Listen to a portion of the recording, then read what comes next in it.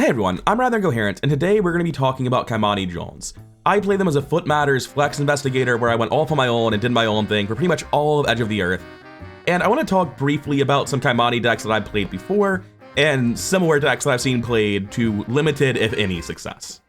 This is the first Kymani Jones I ever played, my first character in my first run of Scarlet Keys, and this is a main fighter, because I really wanted to use their ability to evade guys and kill them, and, like, theoretically, if your job is to kill enemies, then you know, you do that the most by being a fighter. That's how you get it done.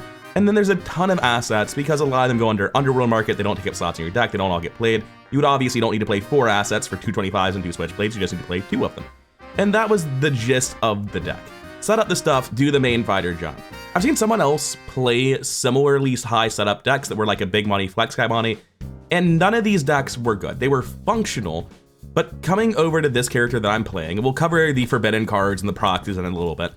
The major difference here is that I am playing True Flex. If somebody else draws an enemy, it better have like conditional doom on it that only I can solve, because I don't want to deal with it for them. Kymani Jones' ability is the most efficient if there is not an engage action. There are only 2 ways that you can evade an enemy without engaging them. One is the enemy is already engaged with you. They did it themselves. That way you don't spend an action doing it. If you're trying to deal with someone else's enemy, you can't do that. The other way is breaking and entering 2. You investigate, you get the clue, and essentially it lets you evade over with no risk and trip something that is engaged with somebody else. That's the most important thing about breaking and entering. It's one of the most important cards if you are playing a Kymani or a Finn, because it gives you this ability to do something that otherwise doesn't exist in the game. Now, theoretically, if you could do breaking and entering stuff constantly, you could be main fire without problems. But I'm not a big fan of Riot Whistle over Cigarette Case. I'm not a big fan of spending even more experiences. This deck is already quite expensive on something like getting a Relic Hunter for a Riot Whistle. The only way to reliably do this and do it efficiently to evade over is to be playing Break and Entering, specifically with Chuck Fergus. That would be the best case scenario. And it's here where I'm talking about Breaking and Entering being so important that I need to mention a card I proxy. But this is not Stick to the Plan, it is Trick to the Plan. The real name to Trick to the Plan is, of course, Beguiling. This card has been leaked, and if it's not real, then I learned about a cool theoretical concept for a card. But there's reason to believe the leaks are real, and if this is a real card, the way it works is just like Stick to the Plan. You put 3 things under it at game start for 6 experience. These specifically, however, are going to be trick cards. And then when you engage an enemy, you exhaust Trick to the Plan, and you draw one of your cards, or you search the top 9 cards of your deck for an attached card and draw it. I never ever used this. I always did draw an attached card, and my cards under this were always a 1 of Grift, a 1 of Sneak By, and a 1 of Breaking and Entering 2. Essentially, the first time I actually got to engage an enemy, I'd be able to pull Breaking and Entering 2 and guarantee that I can do it for the rest of the game. Additionally, it also gave me a sure way to hit cards like Grift and Sneak By for economy, but I'd only draw them if I needed to draw them, and I wouldn't ever be in an awkward situation where that was not the case. It's more important for Grift than it is for Sneak By, because Sneak By is a manual dex in the worst case scenario. But I was under the impression that for this Foot Matters archetype, there's a lot of stuff you want, and you really need this to be recursive. Recurring Pilfer is not as important, we'll talk more about that in a second. But you really desperately need, like, specifically in Kymani, you need Stealth, you need Chuck Fergus so badly that it's hard to imagine not running Cigarette Case and Lockpicks before then. There's other core things in every investigator. You need Easy Marks, Karen's Obols, Adaptable. I'll talk more about Adaptable later. Kymani's not a great character. I think they're good. I think if you optimize them, they are clearly a good character, and everyone at my table agrees with that after this campaign. But I think the skill floor on Kymani is one of the lowest in the games. A bad Kymani is so much worse than all the characters around them on the tier list now. And I've moved Kymani up a good chunk on the tier list after this campaign. I think there's clearly good. They're like half a tier to an entire tier above where I used to have them. So the main thing this character does, obviously, is you draw an enemy, you evade them. Ideally, you fast action evade them with Breaking and Entering for free off of Chuck Fergus 5, and then you use Stealth as a lightning bolt to kill them with Kymani's ability. This makes you an incredibly self-sufficient flex. In my experience in Edge of the Earth, almost every enemy was essentially foot plus health equals 6, and most of the time that meant I was stealth checking against a value of 4, with a total base value of 7, so I was up 3 on the kill with stealth, and that's before stuff like the Tarot enters play. I commit a Sneak By, I commit a manual dex. So I felt like if you're playing flex, if you're relying on breaking and entering when you're helping your team, this is really efficient. It's just more than good enough, but you cannot ever find yourself in a spot where you engage someone else's enemy to evade normally. The moment you do that, Kymani starts feeling terrible. And part of why our Kymani looked good is because I never, ever did that. I tried to help with breaking and entering, I auto-failed, I laughed and told them they were on their own. I was like, yeah, not a chance, I'm not helping you anymore. I'm not going to be skipping my whole turn, because that's what helping looks like now. And one of the problems with not big money, I'm just so used to talking about big money rogues because I'm not used to foot mattering actually mattering. One of the problems with foot matters is you have these recursive experienced events that only recur if you do well on the test, and it's easy enough to beat the bag, but it does make you auto-fail vulnerable. The payoff is pretty obvious. If you build a deck that can reliably trigger Pilfer, then that's a lot of clues. If I'm really efficiently dealing with enemies with my ability and stealth and Chuck Fergus and breaking and entering, playing some Pilfers, and then like filling out my actions with lockpicks and thieves kits, then I'm a really strong character. I'd obviously would like some movement hacks or Leo DeLuca. I didn't have money for a Leo, I didn't have experience for a charisma. There aren't really movement hacks that are super efficient. Like I could have run Scout Ahead, and honestly, Scout Ahead would have been better than Backstab because I played this like twice in scenario 3 of Edge of the Earth. The fight one, that one. And then I never played them again. I just never needed to. I was always doing enough helping with enemies that the help wasn't necessary on the boss. I also want to say that specifically, what is it? Pickpocketing 2. Yeah, this card's garbage. There are definitely characters that can play pickpocketing 2. It obviously seems really good in Kymani. I was so strapped for cash at the start of every scenario. I never felt like, oh, I have time to play pickpocketing early on. I was always constantly bottoming out on resources and then putting together like, I'll use Thieves Kit to investigate, and that'll give me just enough money so I can Chuck Fergus a Pilfer check on this location. Or I can Thieves Kit, and then I can do an investigate check and I'll be able to play, I'll take that to get my other Thieves Kit in play. I was always like jaking my economy by at the start. Eventually I had the money that I'd have the time to play pickpocketing, but early on I'd be like, I can play pickpocketing or stealth. I can play pickpocketing or Chuck Fergus. I can play pickpocketing or lockpicks. The moment pickpocketing is a choice with your other cards, if your economy puts you in that position, you can't play it. And this economy only comes online later on when I'm evading enemies with sneak by, when I'm grifting them. Like, the deck just does not, I never got to play pickpocketing, it was never even close. The best thing pickpocketing did was randomly get discarded instead of a card like Pilfer or breaking and entering. That's the best I ever got out of it. I was buying this as manual decks, not to actually play it. This was not a good for experience to have spent. Now, talking about some more new cards in here, this Sparrow Mask is Fox Mask. I don't know why every mask except Fox Mask is up on Arkham TV. Fox Mask has the replenish condition. It gives you book or foot, and its replenish condition is leaving a location with an enemy. But like I said, this is a fully sufficient flex. I'm going to go off on my own so that we go down different paths from the Clover and the Fighter, and we ultimately save each other movement actions by having taken different routes and avoided everyone needing to take the same set of move actions. Instead, we're splitting the burden in that way. So I'm not leaving their enemies, and if I draw an enemy, well, unless it specifically doesn't have Hunter, which did not happen in this campaign, they either had Doom and I had to kill them, or they had Hunter. But if they didn't have Hunter, I could have left them behind, but generally speaking, if I have an enemy, I kill them with stealth. And then this doesn't recharge, which is unfortunate. But this is also 2 uses of manual decks on Pilfer. 2 uses of manual decks when you're dodging at base up 2 against the 4-foot guy. 2 uses of, that's really it, but that's still just like more than enough, right?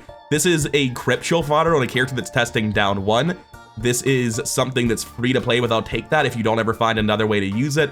This is just giving you the stat you need the most to do the things that matter. Fox Mask was great in this deck, and even though I never ever recharged it, I might have gotten 1 or 2 charges total across the entire campaign, it was still easily worth the deck slot. Which brings me to my last proxy. Contraband is in fact not contraband, but the new card, Bank Job. Think of it as a Faustian bargain alternative. It is a double action 2-cost event that gives you the ability to hand out 8 resources at your location, which is technically the same as using Faustian bargain in a resource action. I never even briefly felt like I could afford to play this. It wasn't even remotely playable. I had multiple times where I would spend like a good minute agonizing over my black market, or sorry, my underworld market. And then I was like, yeah, no, I'm just gonna not. I can't play. I don't have Leo DeLuca, I don't have movement hacks. I don't have time to rob a bank. I gotta get going. So even when I really, really needed the money, or my teammates really, really needed the money, I think I played this. No, I considered playing this once because there was a scenario test that needed 9 resources. And instead I said, no, I'm gonna grift a guy later. And I did that instead of playing Bank Job. And by the way, I do wanna mention one thing. Grift is just a good card. It's a great way to trigger your lucky cigarette case. It's a solid economy card if you have the foot to back it up. With Chuck Fergus, it's kind of nuts. When Grift becomes fast, test 8 to 0, gain resources up to 6 for each point you succeed by. That's really good. It's a lot better than robbing a bank, for instance. So I just never played Bank Job. Like pickpocketing, I would point to as one of the worst cards in the deck, but also like pickpocketing, it's not like I was doing anything else with the slots in my Underworld market. I needed it for lockpicks, I needed it for Thieves Kit, and to a much lesser degree, I needed it for I'll Take That. I had a hard time trimming this down to a smaller deck size to fit it into a 30 card deck, and Underworld market to guarantee these clue finding abilities early felt obviously good. So even though Bank Job never got played, if I'm gonna put filler in my Underworld market, I see literally no reason I wouldn't use this over something else that's worse. Because there are a lot of things I put in as filler, like Liquid Courage, that I think are just worse filler than Bank Job.